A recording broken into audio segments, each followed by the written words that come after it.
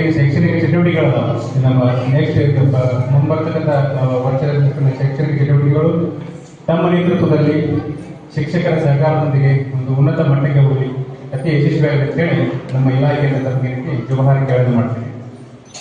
ಈ ಪದವಿ ಪ್ರದಾನ ಸಮಾರಂಭ ತಮ್ಮ ಸಾಕಷ್ಟು ಜವಾಬ್ದಾರಿಗಳನ್ನು ಕೊಟ್ಟಿದ್ದಾರೆ, ಕೆಲವೊಬ್ಬರು ಗುರುತಿಸಿ ಜವಾಬ್ದಾರಿಗಳನ್ನು ಕೊಟ್ಟಿದ್ದಾರೆ. ಇವು ನಿಮ್ಮಲ್ಲಿ ನಾಯಕತ್ವ ಗುಣಗಳನ್ನು ಬೆಳೆಸ್ತಾವೆ.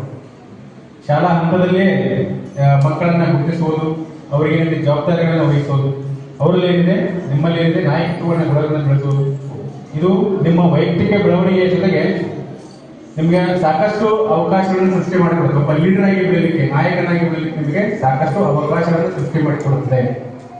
ನೀವು ಕಂಟಿನ್ಯೂಸ್ ಆಗಿ ಪ್ರಾಂಶುಪಾಲರ ಜೊತೆಗೆ ಟಚ್ ಇರ್ಬೋದು, ಎಲ್ಲ ಶಿಕ್ಷಕರ ಜೊತೆಗೆ ಕಮ್ಯುನಿಕೇಟ್ ಮಾಡ್ತಾ ಇರ್ಬೋದು, ಎಲ್ಲ ವಿದ್ಯಾರ್ಥಿಗಳನ್ನ ಏನೈತಿ ಮುನ್ನಡೆಸ್ಕೊಂಡು ಹೋಗ್ತಾ ಇರೋದು.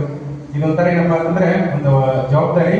ಒಂದು ಒಳ್ಳೆ ನಾಯಕನಾಗಿ ಏನು ಕ್ವಾಲಿಟೀಸ್ ಬೇಕಲ್ಲ ಆ ಎಲ್ಲ ಕ್ವಾಲಿಟೀಸ್ಗಳನ್ನ ಏನೈತಿ ನಿಮಗೆ ಒದಗಿಸಿಕೊಡುತ್ತೆ. ಅದಕ್ಕಾಗಿ ಈ ಕೊಟ್ಟಂತ ಜವಾಬ್ದಾರಿಗಳನ್ನ ಅತ್ಯಂತ ಅಚ್ಚುಕಟ್ಟಾಗಿ ನಿರ್ವಹಿಸಬೇಕು. ಅದೇ ರೀತಿ ಅವಕಾಶವನ್ನ ಸದುಪಯೋಗ ಪಡಿಸಿಕೊಳ್ಬೇಕು. ಈ ಕೊಟ್ಟಂತ ಜವಾಬ್ದಾರಿಗಳು ಇವು ನಿಮ್ಮ ಬರ್ತಕ್ಕಂಥ ಜೀವನದಲ್ಲಿ ರಿಫ್ಲೆಕ್ಟ್ ಆಗಬೇಕು. ಇವು ಕೂಡ ಈ ಜವಾಬ್ದಾರಿಗಳು ಇಷ್ಟಕ್ಕೇನಿಲ್ಲದೆ ಮುಂದೆ ಹಾಗೆ ಬರ್ತಾವ. ಬೇರೆ ಬೇರೆ ಜೀವನ ಮುಂದೆ ಬಹಳ ಸುದೀರ್ಘ ನಿಮ್ಮ ಜೀವನದ ಕೂಡ ಈ ರೀತಿ ನಾಯಕತ್ವಗಳನ್ನ ಬೆಳೆಸುವಂತಾಗಲಿ. ಇತರೆ ವಿದ್ಯಾರ್ಥಿಗಳು ಕೂಡ ಈ ವಿದ್ಯಾರ್ಥಿಗಳು ಏನು ತಗೊಂಡಿದ್ದಾರೆ, ಜವಾಬ್ದಾರಿಗಳು ತಗೊಂಡಿದ್ದಾರೆ, ನೀವು ಕೂಡ ನಿಮ್ಮ ಜೀವನದಲ್ಲಿ ಜವಾಬ್ದಾರಿಗಳನ್ನು ತಗೊಂಡು ಒಳ್ಳೆಯ ನಾಯಕನಾಗಿ ಬೇರೆ ಅಂತ ಹೇಳ್ತಾ ವಿದ್ಯಾರ್ಥಿಗಳಿಗೆ ನಾನು ತೀರ್ಮಾನ ಹೇಳ್ತಾ ಇದ್ದೀನಿ. ಮೊಬೈಲ್ಗಳನ್ನ ಬಿಡಬೇಕೆಲ್ಲರೂ.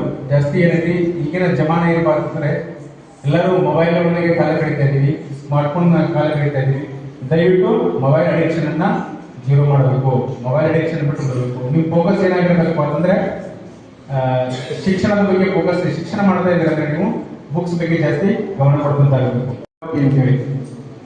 ಒಬ್ಬ ಪಿ ಯು ಸಿ ಹುಡುಗ ತನ್ನ ಸ್ವಂತ ತಂದೆ ತಾಯಿ ತನ್ನ ಅಕ್ಕನನ್ನೇ ಚಾಕು ಹಾಕಿ ಬಂದ್ಬಿಟ್ಟ ಬಿಕಾಸ್ ಆಫ್ ಮೊಬೈಲ್ ಅಡಿಕ್ಷನ್. ಪಾಲಕರು ಹೇಳ್ತಾರೆ ಮೊಬೈಲ್ ಬಿಡಪ್ಪ, ಜಾಸ್ತಿ ಗೇಮ್ ಮಾಡಕೋಬೇಡ ಅಂತೇಳಿ ಪಾಲಕರು ಬುದ್ಧಿವಾದ ಹೇಳಿದ್ರೆ ಬುದ್ಧಿವಾದ ಕೇಳಲಿಲ್ಲ. ಏನ್ ಮಾಡ್ಬಿಡ, ಆ ತಂದೆಗೆ ಚಾಕು ಹಾಕಿದ, ತಾಯಿಗೂ ಚಾಕು ಹಾಕಿದ, ಅಕ್ಕನಿಗೂ ಚಾಕು ಹಾಕಿದ, ಕೊನೆಗೆ ತನಗೂ ಚಾಕು ಹಾಕೊಂಡ್ಬಿಟ್ಟ. ಈ ಮಕ್ಕಳು ಯಾವ ರೀತಿ ಸೂಕ್ಷ್ಮವಾಗಿದ್ದಾರೆ ಅಂತಂದ್ರೆ ಏನಾದ್ರೂ ಕೆಲಸಗಳನ್ನು ಮಾಡಕ್ ಸಾಧ್ಯಪಟ್ಟಿದ್ದಾರೆ. ಅದಕ್ಕಾಗಿ ಈಗಿನ ಮಕ್ಕಳ ಮಾನಸಿಕತೆ ಏನಾಗಿತ್ತು ಅಂದ್ರೆ ಬಹಳ ದುರ್ಬಲ ಆಗಿದೆ.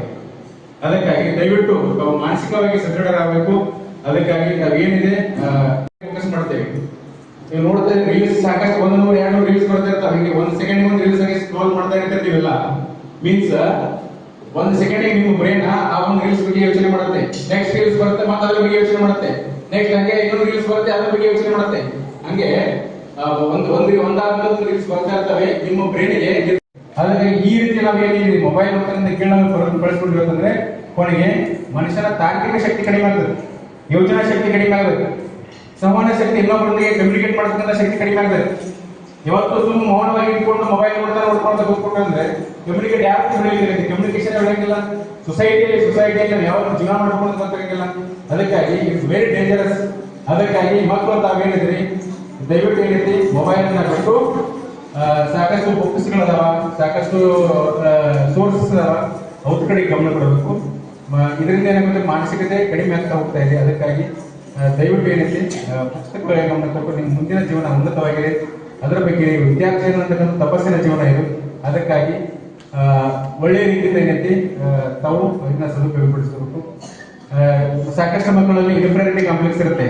ನಾ ಹಂಗದೀನಿ, ನಾ ಹಿಂಗದೀನಿ, ನಾ ಬಡವದೇನೆ, ಅವ್ನು ನೋಡಿದ್ರೆ ಅವನು ಬಟ್ಟೆ ಚಲೋ ಹಾಕೊಂಡಿದ್ದಾನೆ, ಅವನು ಬೇರೆ ಅವರಪ್ಪ ನೌಕರಿ ಮಾಡ್ತಾನೆ, ನಮ್ಮಪ್ಪ ರೈತರಾನೆ, ನಮ್ಮಪ್ಪ ಕೂಲಿ ಮಾಡ್ತಾನೆ. ಹಂಗೆ ಸಾಕಷ್ಟು ಇನ್ಫೀರಿಯಾರಿಟಿ ಕಾಂಪ್ಲೆಕ್ಸ್ ನಿಮ್ಮಲ್ಲಿ ಇರುತ್ತೆ, ಕೀಳರಿಮೆ ಭಾವನೆ ಇರುತ್ತೆ. ದಯವಿಟ್ಟು ಮಕ್ಕಳಲ್ಲಿ ನಾ ವಿನಂತಿ ಮಾಡ್ಕೋದೇನಪ್ಪ ಅಂತಂದ್ರೆ ಆ ಕೀಳರಿಮೆ ಭಾವನೆಯನ್ನ ತೆಗೆದುಹಾಕಿ. ಜಗತ್ತು ಬಹಳ ವಿಶಾಲವಾಗಿದೆ. ಎಲ್ಲರಿಗೂ ಸಮಾನ ಅವಕಾಶಗಳದಾವ. ನಾವು ಯಾವುದೇ ಮಟ್ಟದಲ್ಲಿ ಕೂಡ ಬೆಳೆಯಬಹುದು ಮುಂದೆ.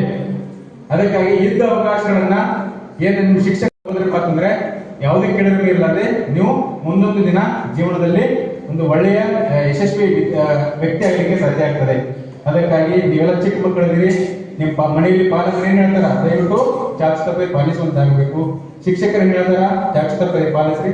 ಅವ್ರು ಹಾಕಿಕೊಟ್ಟ ಮಾರ್ಗದಲ್ಲಿ ನಡೆದಿರಪ್ಪ ಅಂತ ನೀವು ಮುಂದೆ ಒಂದು ಯಶಸ್ವಿ ವ್ಯಕ್ತಿ ಆಗ್ತೀರಿ ಎಲ್ಲರಿಗೂ ಶುಭ ಹಾರೈಕೆಗಳನ್ನು ಹೇಳ್ತಾ ನನ್ನ ಎರಡು ಮಾತು ಮುಗಿಸಿ ನಮಸ್ಕಾರ. ಜೈ ಕರ್ನಾಟಕ.